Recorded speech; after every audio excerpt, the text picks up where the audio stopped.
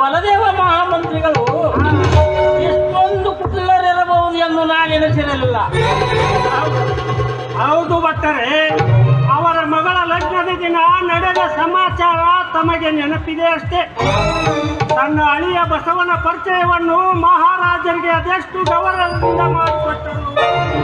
ಅರಮನೆಗೆ ಆಗಮಿಸಿದ ಬಸವನೀಗ ಆ ಸ್ಥಾನದ ಗಣ್ಯ ಪುರುಷನಾಗಿರುತ್ತಾರೆ. ಶೆಟ್ಟರೇ, ಭಟ್ಟರೇ, ನಾನೊಂದು ಸಮಾಚಾರ ಕೇಳಿದ್ದೇನೆ. ನಮ್ಮ ರಾಜ್ಯದಲ್ಲೆಲ್ಲ ಬಸವನು ತನ್ನ ಪ್ರತಿಷ್ಠೆಯನ್ನು ಬೆಳೆಸಿಕೊಳ್ಳಲೆಂದು ಸಣ್ಣ ಮಂತ್ರಿಗಳ ಬಗ್ಗೆ ಅಪಪ್ರಚಾರ ನಡೆಸಿದ್ದಾನಂತೆ. ಅಂದರೆ ಯಾಕೆ ಮಂಚನವರ ಅರ್ಥ ಮಂತ್ರಿ ಪದವಿಯನ್ನು ಆ ಬಸವಣ್ಣನವರಿಗೆ ಕೊಡಿಸಬೇಕೆಂದಿದ್ದಾರೆ?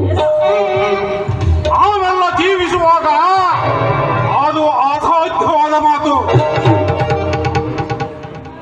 ಮಧುವರ್ಷರೇ, ನೀವು ಇಲ್ಲೇ ತಪ್ಪುತ್ತೀರಿ. ದೊರೆಗಳು ಮಂಚನಲ್ಲಿರುವ ಲೆಕ್ಕಪತ್ರವನ್ನು ಆ ಬಸವನಿಂದಲೇ ಮಾಡಿಸುತ್ತಾರಂತೆ. ಅಲ್ಲವೇ ದಿನಗಳೆದಂತೆ ಪ್ರಭುಗಳ ಮಮತೆ ಅವನ ಮೇಲೆ ಹೆಚ್ಚುತ್ತಲಿದೆ. ನಿಜ. ಈ ವಿಷವೃಕ್ಷವನ್ನು ಸಸಿ ಇರುವಾಗಲೇ ಕಿತ್ತು ಹಾಕಬೇಕು. ಇದಕ್ಕೇನಾದರೂ ಒಂದು ಉಪಾಯ ಮಾಡಬೇಕೆಂದು ಮಂಚನ್ನ ಮಂತ್ರಿಗಳು ಗುಪ್ತವಾಗಿ ತಿಳಿಸಿರುವರು. ಎಂದು ಆ ಬಸವನು ಸಾಮಾನ್ಯ ಕರುಣಿಕರಾಗಿದ್ದರು. ಮಹಾರಾಜರ ಅಚ್ಚುಮೆಚ್ಚಿನ ಬಲದೇವ ಮಹಾಮಂತ್ರಿಗಳ ಅಳಿಯನೆಂಬುದನ್ನು ನಾವೆಲ್ಲರೂ ಲಕ್ಷ್ಯದಲ್ಲಿಡಬೇಕು. ಇದೊಂದು ಶ್ರೇಷ್ಠವಾದ ಮಾತು. ಮೊನ್ನೆ ನಡೆದ ಘಟನೆಯಿಂದ ನಾವೆಲ್ಲರೂ ಜಾಗೃತರಾಗಿರಬೇಕಾಗಿದೆ. ಕಳೆದ ತಿಂಗಳ ಬೊಕ್ಕಸದಿಂದ ಬಳಸಿಕೊಂಡಿರುವ 50,000 ಚಿನ್ನದ ನಾಣ್ಯಗಳು ಕಡಿಮೆ ಬಂದದ್ದರಿಂದ ಅದರ ವಿಚಾರಣೆ ನಡೆಸಿದ್ದಾರಂತೆ. ನಿಜವೇ? ಹೊರಬಿದ್ದಿದೆ? ಇಲ್ಲಿಲ್ಲ, ಎದೆ ಒಡೆದುಕೊಳ್ಳಬೇಡಿ.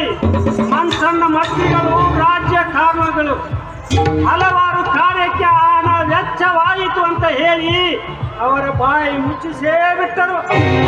ಸರಿ, ಸತ್ಯ ಉಳಿದುಕೊಂಡೆ ಬೆನ್ನಿ. ಆದರೂ ಆ ಬಸವನು ತನ್ನ ಮಾವನಷ್ಟೇ ಕುಟಿಲವೆಂದು ಭಾವಿಸುತ್ತದೆ.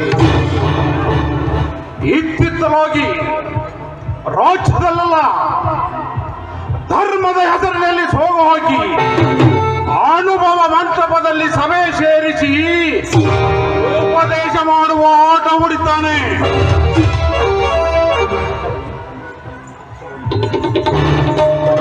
ಬಸವನು ಏನು ಸಾಮಾನ್ಯ ಕರುಣಿಕನಾಗಿ ಇರುತ್ತಾನೆಂದು ತಿಳಿದುಕೊಂಡ್ರೆ ಏನು? ಉಚ್ಚದೊಡೆಯು ಅವನನ್ನು ಮಂತ್ರಿಯನ್ನಾಗಿ ಮಾಡಬಹುದು. ಅಲ್ಲವೇ ಅರ್ಧ ರಾಜ್ಯವನ್ನೇ ಉಂಬಳಿ ಕೊಡಬಹುದು. ಮಹಾರಾಜರು ಅಷ್ಟೊಂದು ಅವಿವೇಕಕ್ಕೆ ಆತ್ಮದ ವೀಯಲಾರರು. ನನಗೆ ವಿಶ್ವಾಸವಿದೆ. ಮಧುವರ್ಷರೇ, ಬಲದೇವ ಮಹಾಮಂತ್ರಿಗಳು ಸ್ವರ್ಗಸ್ಥರಾದಾಗಿನಿಂದ ಮಹಾರಾಜರು ಆ ಬಸವಣ್ಣನನ್ನು ಎಷ್ಟೊಂದು ಪ್ರೀತಿ ಆಧಾರಗಳಿಂದ ನೋಡುತ್ತಿರುವಿರಿ ಎಂಬುದನ್ನು ನೀವೇ ಕಣ್ತುಂಬ ನೋಡುತ್ತಿರುವಿರಲ್ಲ. ಅಂದರೆ ಅರ್ಥವೇನು? ರಾಜಕಾರಣವು ಚದುರಂಗಾಟವಿದ್ದಂತೆ. ಮುಂದೆ ನಾವು ಸುಮ್ಮನೆ ಕುಳಿತರೆ ಸೋಲಿನ ನೋವಿನಿಂದ ನೆರಳಬೇಕಾಗುತ್ತದೆ.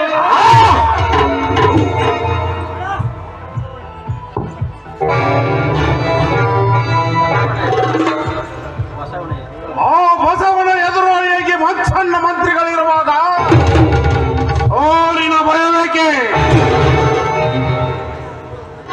ಏನೇ ಆದರೂ ದುಡುಕುವುದು ಬುದ್ಧಿವಂತರ ಲಕ್ಷಣವಲ್ಲ. ನಾವೆಲ್ಲ ಕಾರ್ಯ ಸಾಧನೆಯಲ್ಲಿ ಸದಾ ಎಚ್ಚರದಿಂದಿರಬೇಕಾಗುತ್ತದೆ. ಸಾವಿರದಲ್ಲಿ ಒಂದು ಶ್ರೇಷ್ಠವಾದ ಮಾತು. ನಾವೆಲ್ಲರೂ ಒಗ್ಗಟ್ಟಾಗಿದ್ದರೆ ಮಂತ್ರಿ ಮಂಡಲವನ್ನು ಮೀರಿ ನಡೆಯುವಷ್ಟು ಸಾಹಸ ಮಹಾರಾಜರಿಗೂ ಆಗಲಿ. ನಮ್ಮಲ್ಲಿ ಹಿರಿಯರು, ಶ್ರೇಷ್ಠ ಅಧಿಕಾರಿಗಳು, ಬುದ್ಧಿವಂತರೆಂದರೆ ಆ ಮಂಚನ್ನ ಮಂತ್ರಿಗಳು. ಇನ್ನು ಮೇಲೆ ಅವರ ಹೇಳಿಕೆಯಂತೆ ನಡೆಯಬೇಕೆಂದು ನಿರ್ಧಾರ ಮಾಡಿಕೊಳ್ಳುವ ಯೋಗ್ಯ ಸಲಹೆ. ಈಗ ಸಭೆ ವೇಳೆಯಾಗಿದೆ. ಅದನ್ನು ಮುಗಿಸಿಕೊಂಡು ಮಂಚನ್ನ ಮಂತ್ರಿಯವರಿಗೆ ಭೇಟಿಯಾಗಿ ಮುಂದಿನ ಹೆಜ್ಜೆಯನ್ನು ನಿರ್ಧರಿಸೋಣ. ನಡೆಯಿರಿ.